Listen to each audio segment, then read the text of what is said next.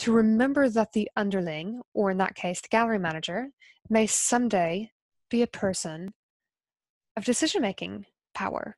So that person could ultimately be that person that you're wanting to get in front of, that you're wanting to talk with. What I really encourage you to do is that when you're dealing with that gatekeeper, to not write them off. That what you are doing is that you're also getting to know them. Because let me tell you, if it's somebody in the art industry, oh my goodness, how many people move up? It is astonishing. I today know so many gallery owners who have got reputable businesses, they've got excellent reputations themselves, and they started out as people working at the galleries. I started out as somebody working at a gallery. I started out as an intern, not getting paid for what I was doing, bounding in to the gallery every single day, making my colleagues think I was completely bonkers for being so excited. And look at what I did. You never would have known. So somebody could have met me back then, and would it have been worth their while to say, hey, I'm going to get to know this person, Susan. Who knows what she's going to do with her career? Well, yeah, actually, it probably is a pretty good idea. And equally, it's quite useful to also get to know people and think, is this somebody that I would be interested in working with in the future? Is this somebody I could trust?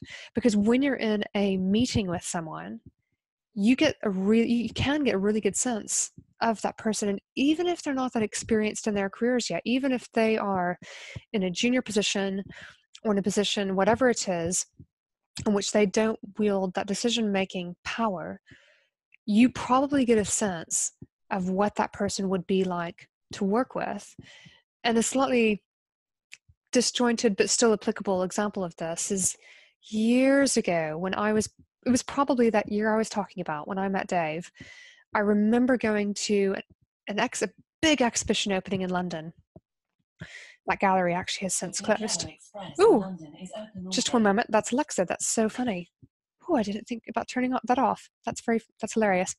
So what happened with this exhibition opening is I met a gallery owner who is still a gallery owner in London today.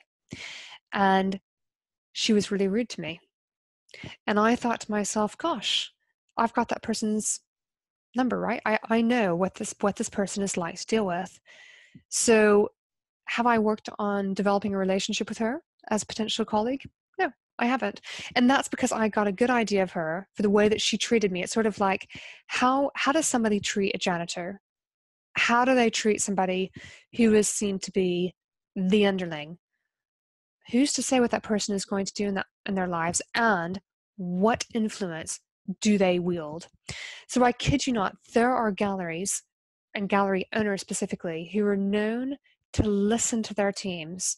They know that their teams understand what they like, and that gallery director is probably busier than any of us can possibly imagine. And so with that person, they really rely on the gatekeepers. So yes, you definitely want to find ways of assessing team structures, of assessing decision making, of finding out ways to work out what the team structure is, finding out how the decisions ultimately are made, but to bear in mind too the power of the gatekeeper. So don't just write off people based on what their then profession is. And that really goes beyond this individual conversation about gatekeepers. It's also thinking about not judging a book by its cover. So when you have a show and somebody comes in, and maybe they're a PA, maybe they're not somebody who appears to be an art buyer. Well, who are they representing? Who could they introduce you to? Right? I mean, this is huge that you think about this. And it can be really abstract. I mean, this makes me think about the artist who I remember one time explaining to me that she goes around London exhibitions and often takes a friend with her, this artist, and that the friend ends up sometimes buying works of art. So not exactly working as a gatekeeper, but almost an introducer. And that's another way of thinking about it, is gatekeepers can be introducers. They can also protect the decision maker as well.